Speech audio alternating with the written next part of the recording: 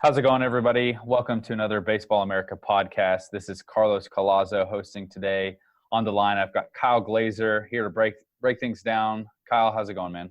Doing all right. Just out here covering Team USA in Arizona and the Arizona Fall League, but also obviously keeping a close eye on everything happening at the World Series. Like I said, that's the point of everything we do, winning championships at the big league level. So it's been fun to see some guys we've written about over the years really take center stage, from the big prospects to the lesser knowns like the Jose Urquidy's of the world. Yeah, no doubt. And we've had a pretty good series so far. Early on, it was looking like the Nationals might be on the verge of making quick work of the presumed favorites taking a 2-0 lead. But, of course, it's never that simple. The Astros headed to Washington and did exactly what they needed to do. Went 3-0 there, now take a series lead. 3-2 heading back to Minute Maid Park. So they just need to win one of these next two games. You'd think they're in pretty good position now, but we've seen it back and forth. We've seen bats go cold. We've seen bats warm up. Kyle, what have you thought about basically the last two games, or probably the last two that we haven't podcasted about, and just the series as it stands right now? I mean, it was only a matter of time before the Astros bats woke up. I've talked about this on previous podcasts. We've written about it. This was the best offense in baseball: batting average, on base percentage, slugging percentage. I've talked a lot about their situational hitting. They also led the majors in walks, led the majors in sacrifice flies. They can do so many different things to hurt you. And look, Steven Strasburg and Max Scherzer, well, reverse order, I should say, Max Scherzer and Steven Strasburg were able to keep them in check the first two games for the most part. You know, as much as Anibal Sanchez and Patrick Corbin are good pitchers, they are a step below the Scherzers and Strasburgs of the world. And the Astros jumped on them. They outscored the Nats 19-3 in these last three games. They dominated in all facets, 34 hits the last three games. I mean, they're hitting with no one on. They're hitting with everyone on. They're hitting home runs. They're hitting timely singles. I mean, they're doing everything. And obviously Max Scherzer going down with his back and neck issues and not being able to pitch really set the Nationals back. But I mean, the guy could barely move. I don't know how you expect him to rotate on the mound if he can't even turn to face a reporter.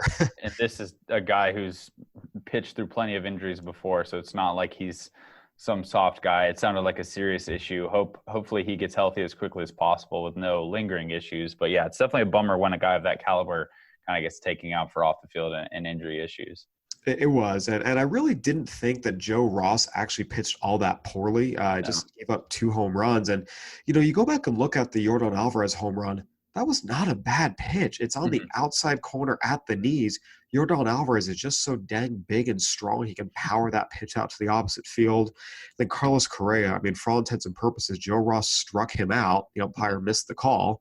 Then Correa comes back and hits a home run. I mean, it's not like even the 2 bad pitches Joe Ross made. Again, the first one wasn't really a bad pitch. That was just a really nice piece of hitting by Yordan Alvarez.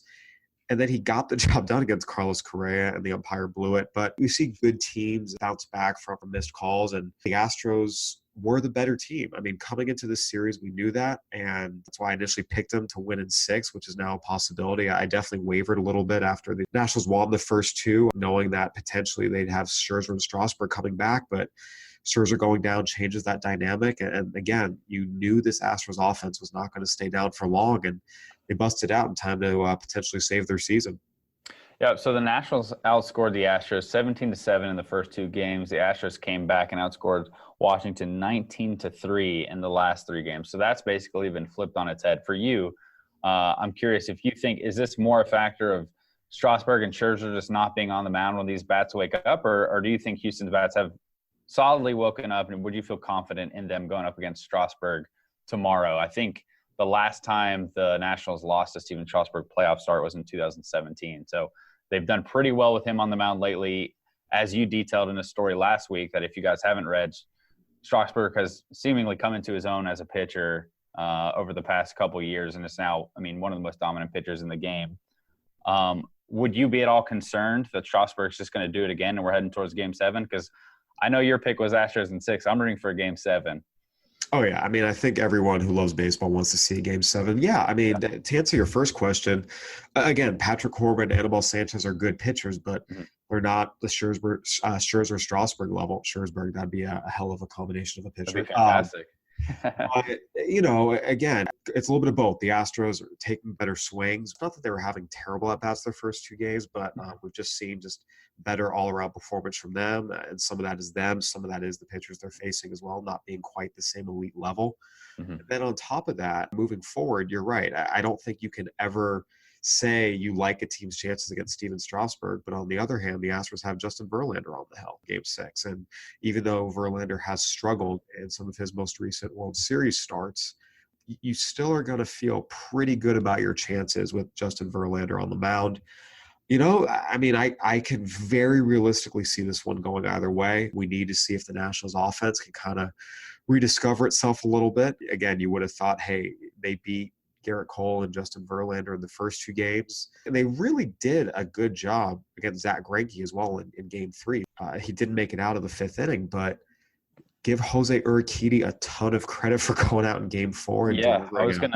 I was gonna bring him up because I feel like we haven't touched on him, and that's a performance I definitely feel like we need to talk about here. I mean, this is a name that I would imagine outside of many Astros fans that people are still kind of familiarizing themselves with as far as casual baseball fans are concerned. I mean, how impressive was that Game 4 performance from him?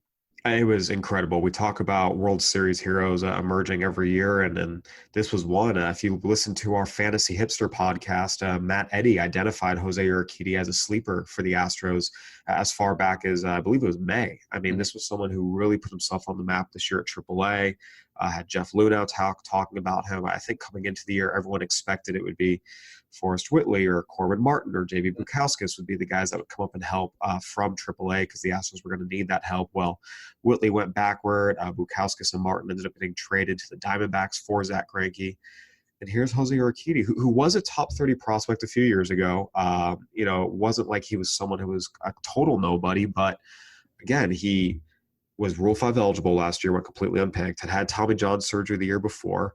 Coming into the year, had not pitched above A ball. And I even saw him in spring training and wrote in my notes. And as a starter, I think I had, 88, 92. I mean, it's spring training, so he's still building up a little bit. But there's nothing, overly extraordinary about him. But he kept getting better. He started throwing harder. I mean, the command, the poise, it really developed. Talking to managers at AAA this year, you just couldn't get enough good things said about him, his ability to pitch through very difficult conditions in the Pacific Coast League with the Major League ball.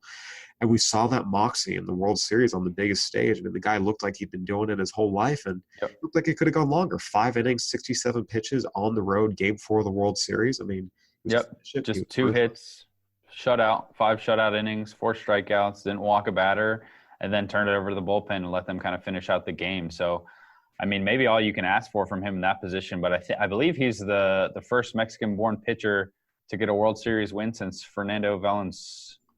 I believe that's correct. Right? Correct me if I'm wrong, Kyle. Yeah, no, he is. He's the first Mexican-born pitcher to get a World Series win since Fernando Valenzuela, only the second all time. Jaime Garcia got close in 2011, didn't quite get it. So, yeah, no, it's a tremendous accomplishment for Jose Urquidy. And, I thought that Game 4 was going to be pivotal. I did expect the Astros to win Game 3, although I expected Greinke to pitch better. But Game 4, you thought, hey, if it's a bullpen game, the Nats are throwing in Patrick Corbin. We thought it'd be Anibal Sanchez, but they flipped it around. And, Patrick Corbin versus a bullpen game, you think that is edge Nationals. But the Astros jumped on Corbin early, and Jose Urquidy came up big. And that's what October is all about, big performances from unexpected places sometimes. Yep. So now kind of looking forward, unless there's anything else you want to touch on, kind of looking in the past to wrap up the series, I think looking forward, the big question is, do the Nationals have a shot now? Obviously, they have to win both. With Strasburg on the mound, you would think anything's possible. And then with Game 7, not sure if Scherzer's going to be able to pitch at this point. If he is able, you'd presumably like their odds in a Game 7 against Greinke, who, like you mentioned, hasn't really been himself during this postseason. Does Washington have a shot, or do you think the Astros are going to kind of wrap this thing up? I mean, they absolutely have a shot. Anytime Steven Strasburg is on the mound, you have a very, very, very good shot. I think a bigger thing is going to be, can the offense wake up a little bit against Verlander? And we'll find out. And also, it's not just Verlander. The Astros bullpen has been great. We talked about they held the Nationals to 3 runs in those 3 games. Zach Greinke was out before the end of the fifth inning. Jose Urquidy was pulled after 5. I mean, the bullpen has also shut this offense down, having to go 4 innings or more in games 3 and 4. So that's what's going to be the key is the Nationals offense finding itself again, finding the rhythm that saw them really just jump the Astros in games 1 and 2. To me, this is a 50-50 proposition who wins this game. I honestly don't feel comfortable making a prediction. Again, my pre-World Series prediction was Astros in 6, and I guess, kind of stick with that because it's still in the realm of possibility and don't want to jump off it now. But, I mean, Strasburg and Verlander are 2 of the best pitchers in baseball. You can see this one going either way. It's a 50-50 proposition.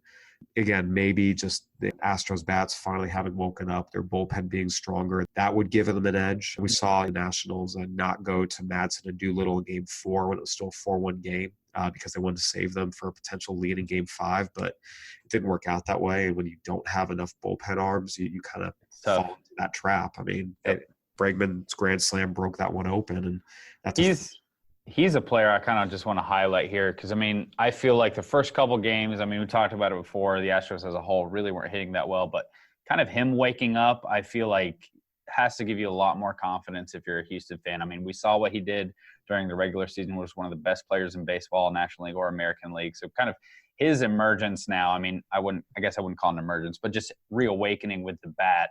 He's a player that I think is going to be extremely important for Houston in this next one coming up here. I mean, no question. This is a guy that's either going to win American League MVP or finish second American League MVP voting. And getting him, we saw him hit the home run in game 2. That was kind of like that first sign of, okay, maybe it's coming around. And you've seen it really come around these last couple games. And you're right. He's key. Springer has really turned into his usual October monster as well these last couple of games. Michael Brantley's been hitting all postseason.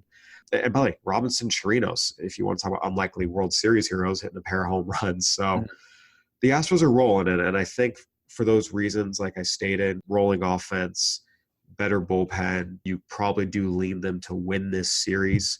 Now, whether that happens on Tuesday or Wednesday, who knows? But I think one thing we've learned from this entire season and this entire postseason is never count the Nationals out. They're at their best when their backs are up against the wall. Yep. I think that's very well said, Kyle. I think that probably wraps it up for us today. A little bit shorter today. We will be back here Wednesday morning. Maybe we'll be talking to you about the 2019 World Series champion. Maybe we'll be previewing one final game in the series. But either way, it's been a blast. Kyle, thank you for breaking it down with me. As far as the Baseball America website is concerned, I think we're going to start rolling out some top 10s this week. So look out for that. Kyle, is there anything that you want to plug that you're working on or that the staff is working on? We've got, a lot of Team USA coverage. There's a feature on Noah Song, the Red Sox draft pick, who has a 2-year naval service commitment looming, but we'll find out if he's getting that deferred or not. So pitching for Team USA right now might be his only shot in the next 2 years. He's pitching really well. We'll have that and a lot more Team USA coverage. And like you said, team top 10 start to roll out. There's a lot of good stuff. I mean, now's a good a time as any to subscribe to Baseball America. A lot of fresh, unique content rolling out as we move here into the offseason. Yeah, so definitely take a look. If you've been listening to this podcast, I'll assume you already are familiar with the website. But if you're not, definitely go check it out. For Kyle Glaser, I'm Carlos Collazo. Thanks for listening, everybody.